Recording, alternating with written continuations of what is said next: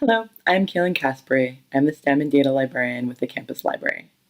As a librarian, it might not be so surprising for me to say that I love to read, and I do. Today I wanted to tell you about two of the best books I've read recently, both fiction. These are the ones that have stopped me in my tracks and left me thinking about them long after I finished. The first is The Dutch House by Anne Patchett. It's such a great read, and as you might be able to see, it's a Pulitzer Prize finalist. This book is so many things. They're all great. It's a love story between siblings, an ode to the places and spaces that make us who we are, and a bit of a cautionary tale about holding on too tightly to pain and past injustices. It tells the story of Maeve and her younger brother Danny, who are exiled from their childhood home by their stepmother. This home, called the Dutch House, has loomed large in the lives of those who lived and work there. This book also hits particularly hard if you happen to have a sibling who you adore.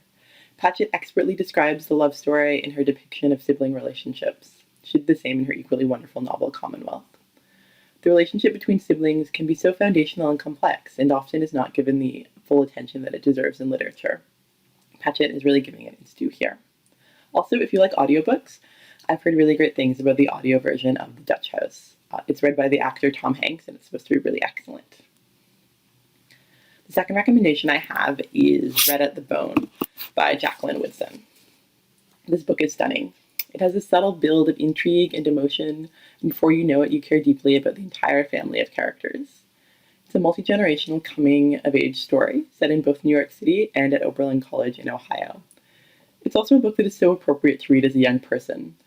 The book jacket notes that Red at the Bone most strikingly looks at the ways in which young people must so often make long-lasting decisions about their lives, even before they've really begun to figure out who they are and who they want to be. Woodson is really kind to the experience of being a teenager and being a young adult in this book. A reviewer for the Washington Post also notes that in her exploration of class, race, and death, Woodson manages to remember what cannot be documented and to suggest what cannot be said. It is a tall order, and Woodson executes it expertly. You don't want to miss reading this one. I borrowed both of these titles from my local library, and you can too. They're widely available at the public library and also can be found in your campus library as part of the leisure reading collection. Happy reading!